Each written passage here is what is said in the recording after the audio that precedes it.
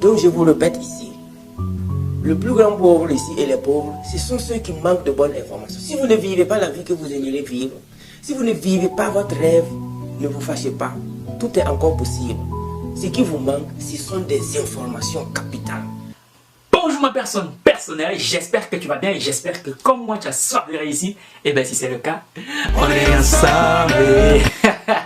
Tu l'auras bien compris, dans la vidéo d'aujourd'hui, je vais partager avec toi les 14 conseils qui ont permis à Simon Ouédraogo de passer de la pauvreté à la richesse. Mais avant de continuer, je t'invite vivement à faire deux choses. La première chose, c'est de t'abonner si ce n'est pas encore fait. Et la deuxième chose, c'est de cliquer sur la cloche de notification. Ceci afin d'être informé pour toutes les prochaines vidéos que je partagerai avec toi qui vont t'enrichir encore et encore. Et soit dit en passant, la prochaine vidéo que je partagerai avec toi, ce sera une vidéo qui portera sur les 14 conseils pour réussir en entrepreneuriat qui seront proposés par Oussama Amar. Petit-moi en ce qui concerne Simon Ouédraogo. Simon Ouédraogo, c'est un homme d'origine burkinabé. C'est un self-made man. C'est quelqu'un qui a bâti sa fortune en partant de rien du tout. Un peu comme l'a fait Ricardo Kanyama. C'est un coach en développement personnel, un coach en entrepreneuriat, mais aussi et surtout un coach en leadership. Honnêtement, juste le fait de l'écouter, je suis sûr que ça va complètement changer la vision que tu as par rapport à l'école. De ma personne, reste bien attentif.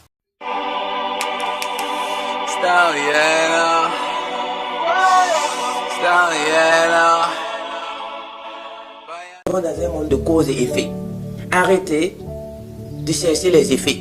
Quand il y a un effet, va chercher la cause. Quelle est la cause de la dérive sociale? Quelle est la cause de l'indiscipline? Quelle est la cause de l'incivisme de la jeunesse africaine?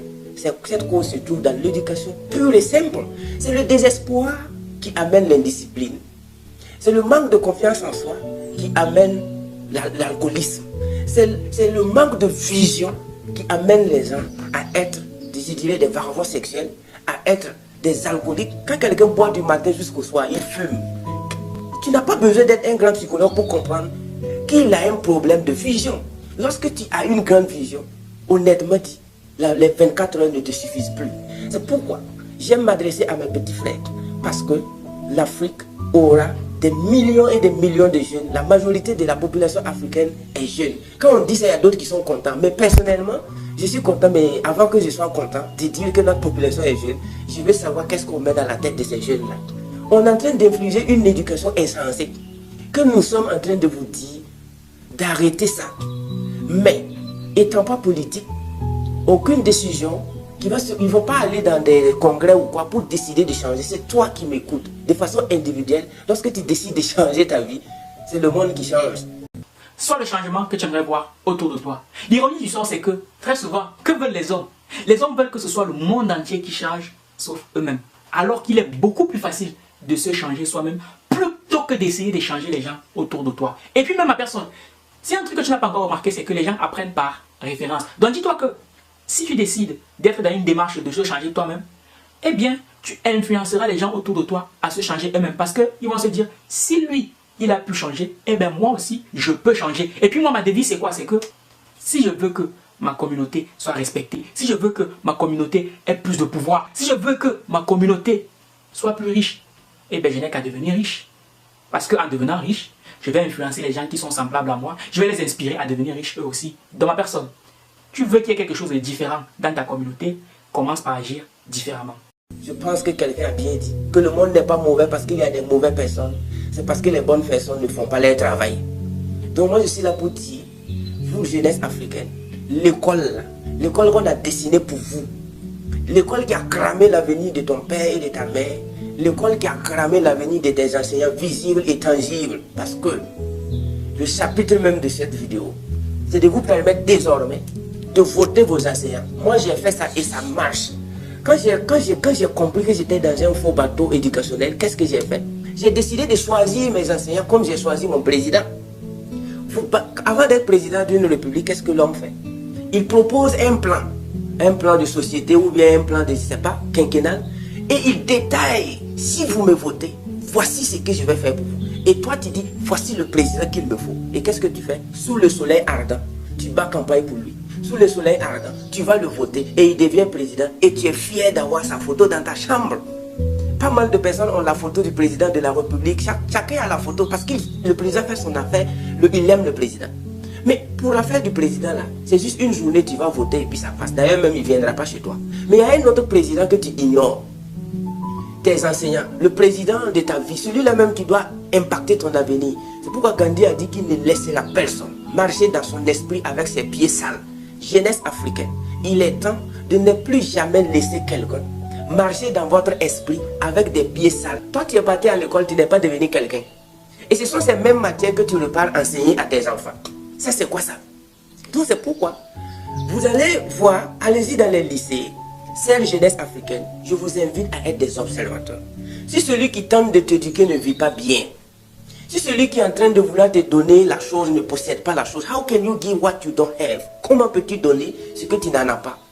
Ma personne, on est tous d'accord sur le fait que si je veux devenir médecin, il faut que j'aille apprendre à devenir médecin auprès des médecins.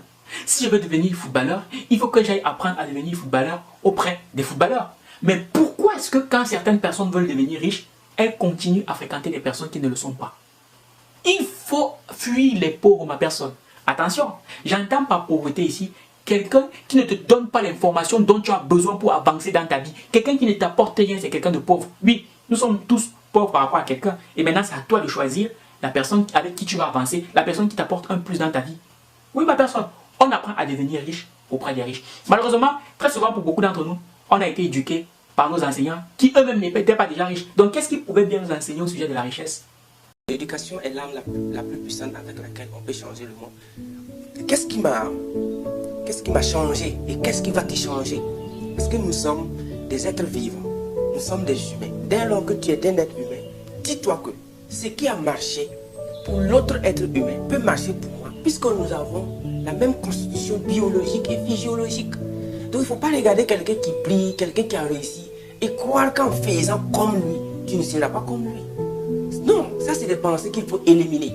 Donc dans cette vidéo, moi je vais vous montrer comment je vous ai dit que lorsque tu sais bien lire et écrire, l'école, lorsque ce n'est pas une école qui t'apprend à devenir milliardaire, lorsque ce n'est pas une école qui t'apprend à faire des choses pratiques, en tout cas, tu es en train de te moquer de ta venue au monde. Le fait même que tu es venu au monde, là, tu es en train de te moquer de ça. C'est dès lors que tu sais bien lire et écrire, tu peux devenir la personne que tu rêves d'être. C'est pourquoi aujourd'hui, je vous apporte une preuve. Vous voyez, ça c'est Success Magazine. Il y a Success Magazine et je remercie Steve Marino, un grand monsieur, un développeur personnel que j'ai rencontré lors de mes tirages de cours. Je vous ai dit que j'aimais tirer les cours puisque je ne croyais pas à l'enseignement général qu'on m'enseignait. Puisque ceux qui ont soutenu sont devenus pauvres. Celui qui est en train de me parler a du mal à démarrer sa moto après la fin du cours. Il vient souvent lundi en voiture, mardi il vient en moto. Souvent il prend une semaine, mais on dit pourquoi il dit qu'il fait économie alors qu'il est professeur d'économie. Un professeur d'économie qui économise. Et combien même d'enseignants en économie nous avons ici, en Afrique, qui ont du mal à faire fonctionner un business. Si nous allons dénombrer, compter le nombre de professeurs d'économie qui sont pauvres ici en Afrique, mais ils sont nombreux. Mais c'est ce qu'on appelle le paradoxe, un véritable paradoxe. Comment un professeur d'économie peut galérer? Bon, allez-y fouiller dans vos universités, vous allez rencontrer assez de professeurs d'université qui galèrent, de professeurs d'économie. Lorsque tu sais bien lire et écrire, tu dois lire les livres en anglais, apprends plus de 2 langues, lis les livres en anglais, suis les séminaires, voyage, poursuis ton objectif. Que tu sois architecture, ingénierie. Bon, les 2 domaines que je ne veux pas trop dire qu'il ne faut pas que tu bosses dessus, c'est la médecine et puis le droit. Là aussi, il faut aller dans un vrai grand pays où tu payes beaucoup d'argent pour apprendre la médecine. Sinon, à la fin de tes études, tu es docteur, mais personne ne veut te confier son chien qu'il a payé à 500 000. Parce que moi, je connais des chiens de 500 000, de 400 000, ça te coûte cher. Mais quand tu finis tes études en médecine, on ne veut même pas te confier. Il y a des gens même ne veulent pas que tu touches les enfants parce qu'on a peur de toi. C'est pourquoi je vais vous inviter, si vous voulez faire ces longues études comme médecine et puis droit là, il faut s'assurer qu'à la sortie, tu ne seras pas pauvre. S'il y a une petite probabilité pour que tu sois pauvre à la fin de tes études en médecine ou en droit, s'il te plaît, il ne faut pas forcer. Parce que ça va te faire mal. Quand tu vas voir des camarades qui ont quitté l'école tôt, quand tu vas voir des camarades qui n'ont même pas bossé comme toi, qui roulent avec des V8 et des Prado, ça va te faire mal. Tu ne pourras pas supporter. Ma personne, honnêtement, quand Simon a abordé le thème de la médecine, ça m'a beaucoup interpellé parce que moi aussi, si tu ne le sais pas encore, je suis étudiant en 4e année de médecine. Et pour beaucoup de gens, lorsqu'ils vont faire médecine, c'est parce qu'ils se disent franchement, c'est un métier honorable, c'est un métier où on se sent utile. C'est vrai, c'est très utile. Mais la dernière chose à laquelle les gens pensent lorsqu'ils veulent se lancer en médecine, c'est le côté argent. Parce qu'on connaît tous la phrase phare qui dit que on ne fait pas la médecine pour de l'argent. C'est vrai, choisis un métier que tu aimes. Mais attention à personne. Si tu choisis de faire médecine, n'oublie pas de penser business. N'oublie jamais de penser argent. Parce que peut-être aujourd'hui, c'est un métier qui t'enthousiasme, c'est un métier qui te plaît, pouvoir aider les gens, c'est très bien. Mais est-ce que tu penses qu'après avoir passé 10 ans dans ce métier, tu auras toujours le même regard? Pense argent, ma personne. Parce que sans argent, il n'y a pas de médecine. Et ça, on peut le vérifier en Afrique. Un médecin qui n'arrive pas à bien gagner sa vie, c'est un médecin qui est fragile. C'est un médecin qu'on peut facilement corrompre. Collègue lui, le racontait dernièrement dans l'une de ses formations, il disait tantôt que il y a des médecins au Cameroun qui chôment. Et donc, face à ça, il y a des grandes firmes internationales qui arrivent et qui leur disent, bon, on a tel médicament et on aimerait que vous prescriviez ça à vos patients. Chaque fois que vous allez prescrire ce médicament, le médicament en question coûtait 15 000 francs, eh bien, vous gagnerez 500 francs par médicament prescrit. Est-ce que tu penses que le médecin qui a faim et qui voit une opportunité comme celle-là, mais il est clair que s'il n'a pas une certaine éthique de travail, eh bien, il va prescrire ce médicament à tout va. Donc c'est important qu'en te lançant dans une formation, que tu te poses la question de savoir où est-ce que cette formation va me mener. Est-ce que je vais réussir à gagner suffisamment d'argent pour vivre la vie que j'ai envie de mener avec cette formation? Nous les jeunes Africains, on ne sait pas utiliser notre temps. Souvent moi je travaille de lundi au lundi, je ne connais pas dimanche, mais je vois souvent des jeunes qui sont assis, ils boivent du thé parce que c'est dimanche. Je vois souvent des jeunes qui sont assis du matin jusqu'au soir en train de causer. Souvent je pense que c'est des Saoudiens, c'est leurs potes qui me font souvent dire mais ce sont des dignes, ce sont des héritiers. Et là, est-ce que les parents n'ont pas de bateau à quelque part? Est-ce que lui là, c'est pas des enfants des multimilliardaires qui causent? Quand je m'approche souvent, je me rends compte que souvent ils ont du mal même à payer le sucre. Ils n'arrivent même pas à payer le charbon pour cuire le thé. Mais pour moi, je ne peux pas comprendre que quelqu'un qui soit né dans une famille pauvre s'amuse aussi avec son temps. En tout cas, moi je n'ai jamais fait ça. Mais si on prend la majorité de la jeunesse africaine, avec niveau bac même plus, tout 90% rêve d'avoir un bon emploi, rêve d'avoir un bon poste, rêve de poursuivre même aller au master 12. Quand est-ce que nous on va se réaliser? When are we going to take action?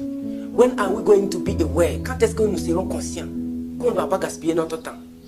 Et pour confirmer ça, je m'en vais à la page 66 du magazine. Vous montrer quelque chose qui va vous choquer. À la page 66, qu'est-ce qu'on a dit là-bas? La page 66, puisque à la couverture de ces livres-là, c'est Donald Trump qui était couverture. Couverture, c'est Trump. Regardez un peu.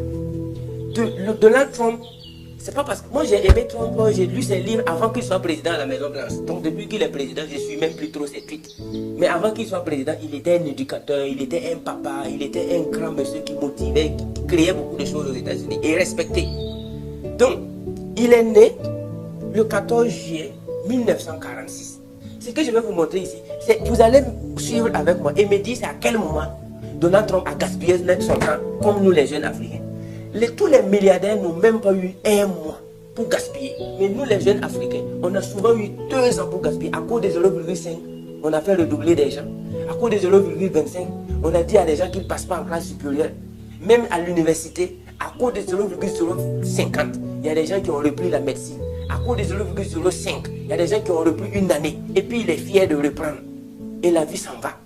Parce qu'ils sont rigoureux. Et lui, une rigueur dans laquelle même ils vivent dans la pauvreté aussi. Quand on est dans la pauvreté, il faut arrêter d'être rigoureux dans la pauvreté. Parce que ça va renouveler la pauvreté. Mais quand on commence à être riche, il faut être rigoureux. Bon, honnêtement, là pour le coup, je ne suis pas tout à fait d'accord avec Coach Ouedraogo lorsqu'il dit que quand on est pauvre, il ne faut pas être rigoureux. Parce que la rigueur, c'est une question d'habitude. Donc si tu es rigoureux pour les petites choses, tu le seras aussi pour les grandes choses. Donc, même si aujourd'hui tu es pauvre, entre guillemets, commence déjà à être rigoureux. Et tu le seras davantage quand tu seras riche. Parce que quelque part, pour devenir riche, il faut appliquer de la discipline, de la régularité, mais aussi et surtout de la rigueur dans tout ce que tu entreprends. À l'âge de 13 ans, Donald Trump est déjà dans l'académie militaire des États de New York. 13 ans. Vous voyez déjà qu'eux, ils ne jouent pas avec l'âge. Mais ici, à 25 ans, tu veux entreprendre, on dit que tu es jeune. À 22 ans, tu veux faire quelque chose, ce sont tes parents même qui viennent dire que non, que ce n'est pas encore arrivé. Mais lui, à 13 ans, il était déjà dans l'armée. En 1964, quand il avait 18 ans, il possédait déjà 12 millions de dollars dans son compte. À l'âge de 18 ans, Donald Trump avait commencé le real estate business avec son père, Frère Strong. Donc à 18 ans, les gars, à 12 millions de dollars. En 1964, combien valait 12 millions de dollars en francs CFA? Je continue. À l'âge de 22 ans, il fait Wharton School. Quand on dit Wharton School, là, comment je vous ai dit que si vos parents ne sont pas des millionnaires, il ne faut pas forcer la vie là. En tout cas, Frère Trump, ça va. Donald Trump n'a pas voulu dire qu'il est fils de riche. Il a bâti sa richesse aussi. À part. Voilà, vous n'allez pas me dire que c'est parce qu'il est enfant de frère. Non, non, non. Mais à 22 ans, Donald Trump a fait Finance School, University of Pennsylvania, où il a fait Bachelor Degree in Economy. Vous allez me dire, voilà, on t'a attrapé. Tu as dit qu'il avait Bachelor en économie. Tu as dit que l'école là, mais il avait 12 millions de dollars dans son compte. Toi qui fais licence, tu as combien de millions dans ton compte? C'est 12 millions qu'il a pour lui là-haut. Et il a l'argent, il sait que son avenir ne sera pas cramé. C'est à cause de ça il a fait Bachelor en Economic and Finance. 22 ans. À l'âge de 28 ans, Donald Trump est devenu président de Trump Organization. Écoutez bien, une très très grande conglomérat qu'il à 28 ans il est capable de diriger. Mais si je fais pause, je reviens à la jeunesse africaine. Qu'est-ce que nous on fait à 28 ans? C'est les parents encore qui doivent dépendre de nous. On doit mendier les parents. C'est le gouvernement qu'on insulte. C'est le gouvernement qu'on accuse à 28 ans. Mais lui, il est devenu président de Trump Organization à l'âge de 28 ans où il a rénové and opened 1,400 room Grand Yacht Hotel in 1980. Et il dirigeait un hôtel de 1400 chambres à l'âge de 28 ans. Et si vous tapez sur Google, vous allez voir que Trump Organization, c'est pas du n'importe quoi. Mais toi et moi, à l'âge de 28 ans, en Afrique ici, nous on fait quoi même? Généralement, on ne fait rien. On est toujours dans les grains d'été. Comme si la vie, là, c'est nous, on a créé. Comme s'il y a une banque qui produit le temps. Comme si à la maison, nous, on a une machine qui fabrique le temps. Ensuite, à 33 ans, 200 millions de dollars. À l'âge de 36 ans, le gars, il a des Taj Mahal, il a les Marina Hotel Casino. Et à 41 ans, il écrit son best-seller, The Art of Deal. Oh, j'avais ça. Voilà. J'ai payé ça. Parce que j'ai lu ce livre en 2018. Il dit, je vais me débrouiller pour payer Art of Deal. Puisqu'il a écrit ça là de 41 ans. Vous savez comment j'ai eu ce livre? Ça n'existe pas ici au Burkina. Dans les librairies là. J'ai fouillé. Si vous ne lisez pas des grands livres, comment voulez-vous être grand? Comment veux-tu devenir grand sans lire des grands livres? Puisqu'il a parlé de livres, je vais te proposer le livre de Maxime Victor. Vous avez été tellement nombreux en Europe, bien sûr, parce que ce livre n'est pas disponible en Europe, à me l'avoir demandé. Je les ai commandés, donc il ne m'en reste plus que 3. Donc dépêchez-vous. Si ceux qui le veulent, je vous mets mon numéro là en bas. Contactez-moi sur WhatsApp et je vous dirai comment faire pour entrer en possession de ces bijoux de livres. Donc ma personne, dis-toi que les problèmes que tu rencontres aujourd'hui, d'autres l'avaient déjà rencontré par le passé. Parce que tu sais ce qu'on dit, il n'y a rien de nouveau sous le soleil. Et ces gens-là ont eu la gentillesse de coucher les solutions à leurs problèmes là sur papier. Donc cherche ces livres-là. Tu trouveras la solution à ton problème. Et moi, je t'invite vivement à lire 5 catégories de livres. Des livres sur le développement personnel, des livres sur l'éducation financière, des livres de vulgarisation, des livres de géostratégie, mais aussi et surtout des livres qui portent sur les biographies des personnes à qui tu aimerais ressembler. Parce que le fait de lire une biographie, ça te permet de voir comment ton mentor a évolué. Et ça te permettra de faire des similitudes entre ton niveau d'aujourd'hui et ce qui t'attend plus tard. En 2012, j'ai galéré. En 2013, j'ai galéré. En 2014, j'étais piéton. Quand je faisais la vente ambulante à Ouaga, tous mes camarades qui avaient la licence se moquaient de moi.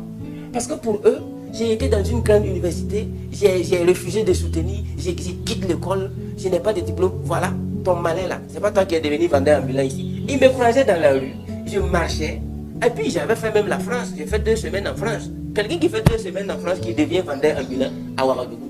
Vous pensez que je ne savais pas ce que je veux? Je marchais sous le soleil, je vends, pour pouvoir fonder mon entreprise. C'est pourquoi dans mon école à l'heure là, c'est une école de vente ambulante. Celui qui refuse là-bas de sortir convaincre quelqu'un, moi je le chasse. Donc quand je faisais cette vente ambulante, j'ai croisé tous les camarades, même certains même qui parlent sur Facebook là. On s'est vu quand je circulais à pied pour vendre mes marchandises. J'ai déposé le bac, le BPC. Le fait que j'ai été à l'université, j'ai annulé tout ça. Et je suis devenu vendeur ambulant dans la rue de Ouagadougou.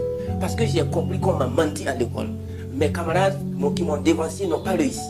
Mes enseignants galèrent comme des rats d'église. Donc qu'est-ce que je dois m'inspirer ailleurs? Et quand je me suis inspiré, j'ai gardé ces CD là. Chaque jour que je lis les livres, je garde ces CD. C'est en 2020 qu'aujourd'hui, j'écoute le CD ici. Vous voyez cette clé là? Regardez bien la clé. Voilà. Je suis pas... Il faut, je sais, je suis en train de te dire, toi jeune là, il faut que tu prennes ta vie en main. Arrête d'écouter ceux qui ont échoué. Moi j'ai lu ceux qui ont réussi. J'ai écouté ceux qui ont réussi. Aujourd'hui j'écoute ce CD là dans une Range Rover Sport. Mais je marchais à pied à Ouaga en 2015, 2014. J'étais piéton à Ouagadougou. Je marchais à pied. Je me suis marié avec VTT. Et beaucoup de gens sont venus à mes fiançailles pour se moquer de moi. Et dire à ma femme que toi tu veux épouser un homme avec VTT pour faire quoi? Et ma femme leur disait, je ne suis pas en train d'épouser un homme. Je suis en train d'épouser une vision. Je ne suis pas en train d'épouser un homme, mais je suis en train d'épouser une vision. Ce que moi je t'invite vivement à faire lorsque tu voudras te mettre avec une fille ou avec un homme, c'est de te poser une question. Où est-ce que je me vois avec cette personne dans 5 ans, dans 10 ans, dans 20 ans? Ça va t'épargner beaucoup de soucis dans ta vie. Parce que dis-toi que les personnes que tu laisses entrer dans ta vie t'influencent au plus haut point, à plus forte raison, ton conjoint ou ta conjointe. Donc il faut faire très attention quand tu choisis la personne avec qui tu veux avancer dans la vie. Malheureusement, beaucoup de gens prennent beaucoup de temps. Ils se forment pendant des années pour devenir, je ne sais pas, médecin. Mais quand il faut choisir quelqu'un avec qui ils vont faire dans la vie de tous les jours, ils veulent la choisir en 2 secondes, 3 minutes. Non, ma personne, c'est pas comme ça. Donc prends le temps de bien choisir la personne avec qui tu veux te mettre et tâche de te poser les bonnes questions. Que quand ça ne va pas chez vous, quand il y a la pauvreté, quand il y a les soucis, les angoisses, c'est qu'il vous manque une seule chose, l'information. L'information. La pauvreté, c'est pas quand on n'a pas les moyens, mais quand on manque d'informations. Vous ne savez pas où aller chercher les informations. Quelqu'un m'a dit, ah, coach, moi je m'informe, je regarde la télé, je suis fan 24, je suis. Si tu suis toutes les télévisions, il dit, oui, lui, il a un bouquet Canal Sat. Je dis, tu sais, tu ne t'informes pas, mais tu t'embrouilles. Parce que l'information, c'est la chose la plus chère au monde. Et tu ne peux pas avoir l'information cadeau comme ça. Voilà, quand on parle des services de l'enseignement, quand on parle de KGB, FBI et tout, vous savez qu'est-ce qu'ils font? Ils cherchent des informations. Et quand on cherche une information, on peut payer une information à $1 million, $2 millions. Ça, c'est juste pour une information. Mais lorsque vous regardez vos journaux, vos news, qui vous font souvent mal à la tête, vous avez payé combien? Pouvez-vous payer de l'argent pour regarder des gens, des milliers de morts? Pouvez-vous payer votre argent et regarder des bombes qui s'explosent? Never, never. Quand tu payes ton argent, par exemple, un séminaire de $300, $1000, $2000, quand tu payes un livre à $300, c'est là que tu commences à chercher de l'information. Donc ici, je vais vous dire le carburant de l'entrepreneuriat, l'énergie de l'entrepreneuriat s'appelle le développement personnel. Le développement personnel est le carburant de l'entrepreneuriat. Mais j'ai essayé de faire des micro-trottoirs. Et j'ai posé la question à des cadres, à des gens, bon, entre griffes. Hein. Est-ce que vous avez déjà entendu parler du développement personnel? Tenez-vous bien. Je ne suis pas allé faire cette étude en Allemagne ou aux États-Unis ou en Russie. Non, je l'ai fait en Afrique ici, dans quelques pays francophones. Tenez-vous bien que plus de 80% des gens que j'ai interrogés, on dit qu'ils ignorent ce que c'est que le développement personnel. Qu'est-ce que c'est quoi ça? La définition même, ils ne savent pas. Vous voyez? Le gars, il ne sait pas. Ma voiture que je viens de payer consomme du gasoil ou de l'essence. Il ne sait pas. Mais il a une voiture. Vous voyez un peu que c'est dangereux. Il ne va pas voyager. Ou du moins, il va gâcher son moteur. Donc, quand vous interrogez des gens, je ne suis pas allé faire cette étude au village. J'ai fait ça avec des gens qui parlent bien le français et qui sont même diplômés. Est-ce que vous savez ce que c'est que le développement personnel? Ils disent non. Mais ils veulent entreprendre. Aujourd'hui, je viens de lâcher le morceau. Le carburant de l'entrepreneuriat, c'est le développement personnel. Et le développement personnel, c'est quoi? C'est ton auto-éducation. C'est ça le développement personnel. C'est pas se promener de séminaire en séminaire seulement. C'est t'asseoir, faire ce qu'on appelle la rétrospection, étudier ta vie de façon minutieuse, te former sur des choses que quand ton voisin va te voir, il va te poser la question. Ah voisin, qu'est-ce qui se passe? Personnellement, moi je faisais mon sport entre 4h et 5h du matin avec ma femme. Et à ce moment, on n'était même pas encore fiancés. Mais les gens disaient qu'ils veulent faire la police, qu'ils ont même entendu dire que moi je vais être gendarme, que c'est pourquoi nous on fait le sport à 5h du matin, que c'est pour pouvoir être admis aux épreuves sportives. Après ça, ils me voyaient bosser beaucoup, j'avais toujours des livres avec moi, je lisais beaucoup, et ils me disaient que c'est pour mon examen que je me prépare. Je les ai posé la question. Quand on étudie, c'est pourquoi? Que généralement, soit on a un examen, soit on a un concours à passer. J'ai dit, ah bon? C'est comme ça que vous définissez les études? Non, moi je suis en train de m'auto-éduquer. Vous voyez un peu comment les gens pensent dans les pays où l'entrepreneuriat vraiment n'est pas connu de tous. Personne ne le fera pour toi. C'est pourquoi que tu sois timide, que tu ne puisses pas prendre la parole devant les gens. Tout ça, ça dépend de qui tu veux être dans la vie. Moi-même, j'étais timide. Un jour, un de mes professeurs m'a écouté à la radio. Il a bien écrit le nom et il est reparti. Il est parti à la radio prendre mon numéro, m'appeler, demander est-ce que c'est Simon? J'ai dit oui monsieur. Il m'a rappelé qu'il était mon professeur de PS au lycée. Mais que c'est moi je parle à la radio? J'ai dit oui. Puisque moi, j'avais toujours le prix de la timidité. À la fin de l'année, j'avais des grosses moyennes avant que je quitte l'école, bien sûr, puisque j'ai abandonné mes études pour devenir quelqu'un dans la vie. Bon, l'école, pas les études en tant que tel. Donc, il m'appelle, il me dit, mais que c'est pas moi, tous les professeurs me félicitaient parce que je ne bavardais pas, je parlais pas. J'ai dit, bon, c'est parce que je ne savais pas ce que je voulais dans ma vie. Quand tu commences à savoir ce que tu veux dans ta vie, tu es obligé d'abandonner ce qu'on appelle la timidité. Je ne peux pas parler en public, je n'arrive pas. Mais il ne faut pas le faire. Comment tu vas développer ton business? Comment tu vas externaliser tes entreprises? Comment tu vas rentrer même en bourse? Comment tu vas convaincre tes clients? Comment tu vas le faire si tu ne sais pas? Donc, mais j'ai pu faire tout cela parce que je suis devenu un étudiant du développement personnel. Tu sais ma personne, Zach Mwekassa a dit un jour que celui qui regarde à l'extérieur rêve, alors que celui qui regarde à l'intérieur s'éveille. Dans ma personne, le développement personnel c'est quelque chose qui te permet de te connaître toi-même. Parce que si tu veux faire des grandes choses, il faut d'abord préalable que tu te connaisses, que tu saches où est-ce qu'il y a tes qualités, où est-ce qu'il y a tes défauts. Et il y a un bel exercice que j'aime donner à tous ceux qui me contactent pour me demander, Valère, je cherche une idée. Je leur dis une chose toute simple. Prends une feuille de papier, trace une ligne au milieu, mets 5 de tes qualités et 5 de tes défauts. Le fait de savoir où est-ce que tu es bon, ça te permet de te rendre compte que tu as de la valeur, ça te permet d'avoir une meilleure estime de toi-même. Et maintenant, le fait de savoir où est-ce qu'il y a des manques, ça te permet de savoir où est-ce que tu dois travailler pour pouvoir devenir une meilleure personne. Parce que comme le dit Jim Rohn, le succès, c'est pas quelque chose qu'on poursuit, mais c'est quelque chose qu'on attire en devenant une meilleure personne. Dans ma personne, travaille sur toi-même. Mais en une semaine, 300 000, et si souvent c'est un peu modéré, 100 000, 50 000, même à 100 000, 50 000, certains pensent que c'est toujours cher. Oui, c'est une pensée qu'il faut changer. C'est une pensée de pauvreté et de médiocrité. Lorsque vous prenez la circulation à Ouaga, c'est vrai, ma formation a coûté des millions. Mais quand vous voyez un peu à Ouaga, tout le monde a moto, tout le monde a portable. Alors qu'il voit des gens qui roulent les motos de 1 million, qui n'ont même pas encore reçu une éducation de 15 000 francs CFA. Ton esprit, c'est ta première banque. Ton esprit, c'est là où il faut investir. Moi, j'ai des livres de 200 000 et de 300 000. J'ai des livres que je fais venir de DHL.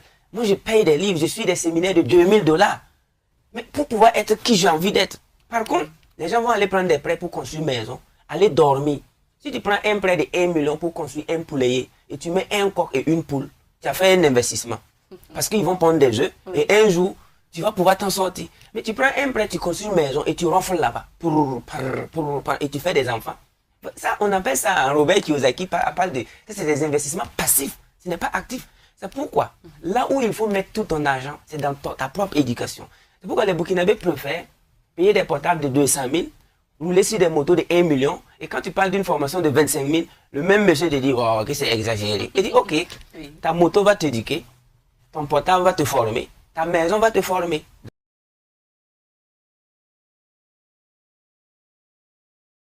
Mais ce phénomène de chômage-là, est-ce que ce problème est imputable à qui? Doit-on indexer les gouvernants ou bien la jeunesse elle-même? La jeunesse elle-même. Lorsque tu rentres, tu as fait, est-ce que le gouvernement a déjà eu fait? Quand l'eau a tapé le mur de ton patron, papa, et puis c'est tombé. Inondation. Est-ce que le gouvernement était là-bas? Donc c'est pour dire que le chômage est le résultat de la paresse, de la oisiveté et de l'ignorance absolue. Quand on est hyper ignorant et paresseux, le paludisme se manifeste par quoi encore? C'est fièvre, non? Donc, quand on a fièvre, on parle de palu. Mais quand on a chômage, là, on doit parler d'ignorance et de paresse et de manque de créativité. Donc, à ce moment, on n'accuse personne. C'est le victime. Au soir de ta vie, un vieux de 80 ans va accuser qui? Imaginez, vous avez 80 ans, vous n'avez rien bâti dans votre vie. Vous ne pouvez plus dire que c'est l'État. Vous avez vos petits-enfants devant vous, vos enfants. Vous allez accuser qui? Moi, j'ai essayé de visualiser ma vie à 50 ans, 70 ans, 80 ans. Même si j'ai raison aujourd'hui, demain, je n'aurai plus jamais raison. C'est pourquoi j'ai décidé de prendre ma vie en main. Parce que je n'aurai personne à accuser demain. Donc, j'invite tous les jeunes d'arrêter de critiquer le gouvernement, l'État. Cherchez l'argent et payez le gouvernement. Cherchez l'argent, vous donnez, vous payez les impôts, vous payez, vous arrangez les voies publiques. Et ça va vous apporter satisfaction mentale et morale. Comment aller vers des gens qui ont des problèmes pour qu'ils résolvent vos problèmes? Vous allez reporter avec problème au cube, puissance 3. Parce que tu as un problème, le gouvernement a un problème. Tu parles maintenant, ils vont multiplier ça et tu repars à la maison avec problème au cube. C'est pourquoi j'aime dire aux jeunes là, formez-vous, développez-vous mentalement, soyez plein d'initiatives, de créativité. Et le gouvernement va venir, on va parler maintenant face to face. What do you want me to do? Qu'est-ce que vous voulez que je fasse pour vous? C'est ça. Pensez toujours à John Kennedy. It's not what your country can do for you, but what you can do for your country. Ne te pose pas la question de savoir qu'est-ce que ton pays peut faire pour toi, mais ce que tu peux faire pour ton pays. Et tu vas gagner. Donc la faute, c'est les jeunes là. Tu sais ma personne, il y a tellement de choses à refaire chez nous en Afrique que moi je n'arrive pas à concevoir le fait que quelqu'un me dise qu'il chôme. Comment ça tu chômes? Il y a tellement de choses à faire. Celui qui chôme, c'est celui qui ne veut rien faire. C'est celui qui attend que tout lui soit servi sur un plateau d'argent. Parce que moi, là où j'ai grandi, il y avait des grands frères qui tout le temps disaient le pays va mal. Mais tous les soirs, tu les retrouvais au bar en train de boire les bières. C'est sûr qu'en buvant les bières tous les soirs, c'est sûr que le boulot ne viendra pas te trouver là. Et puis même, si tu n'arrives pas à trouver du boulot dans la fonction publique, crée quelque chose. Oui. Les gens croient que les choses... Non, les choses ne tombent pas du ciel. Le boulot dans lequel tu veux aller t'intégrer, là, ou dans lequel tu veux qu'on t'embauche, c'est une personne comme toi qui a réussi, qui a fait jouer son imagination pour mettre en place cette entreprise-là. C'est une personne comme toi qui a eu un cerveau, deux mains, deux pieds, qui s'est dit, bon, maintenant il faut que je crée des choses. De toi aussi, tu peux créer de l'emploi. Pourquoi vouloir toujours attendre que ce soit les autres qui créent pour vous? Non, non. Comment tu peux dire que tu chômes? Tu chômes comment? Est-ce que tu es un cadavre? Tu n'es pas un cadavre, donc travaille. Le chômage, c'est vraiment pour les paresseux. Tu ne peux pas chômer dans un pays où tout est à refaire. Dès lors que tu apprends les leçons bizarres sur le Burkina, Dieu ne te bénira pas pour que tu puisses prospérer au Burkina. Tu ne peux pas penser que ce pays est pauvre et vouloir chercher l'argent dans ce pays-là et que Dieu va te bénir. C'est vouloir une chose et son contraire. Comment peux-tu aller traiter d'une femme de vilaine et tu veux qu'elle sorte avec toi? Il faut d'abord dire, vous êtes tellement mignonne, vous êtes belle. Elle va sourire et après on va voir ce qui va s'en suivre. Mais vous dites que le pays est pauvre et vous voulez prospérer dans la pauvreté. Désormais, reconstituez vos neurones, reconstituez vos paramètres mentaux et vous allez voir que l'univers va s'ouvrir à vous. Un monde merveilleux va s'ouvrir à vous. Tu sais, moi j'ai pour habitude de dire que si tu souhaites entreprendre dans la vie, il faut éteindre la télé. Pourquoi? Parce que je ne sais pas si tu as remarqué, mais très souvent les informations qui passent à la télé, ce sont des informations négatives. Et ça, les médias ont bien compris que c'est ce qui est négatif qui capte le plus d'attention. Parce que ce qu'il faut savoir, c'est que le but d'un média, c'est d'avoir beaucoup d'audience. Parce que comme le média a beaucoup d'audience, et bien maintenant, ils sont susceptibles de vendre plus de publicité. Parce que le but de la télé, c'est de vendre du temps de cerveau disponible. Ça, c'est important de le savoir.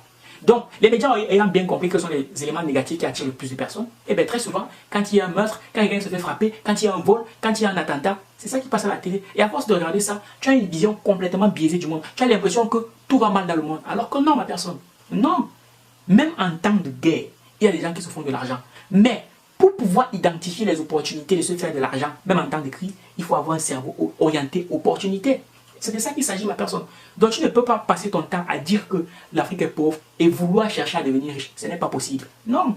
Parce qu'il y a deux types de personnes.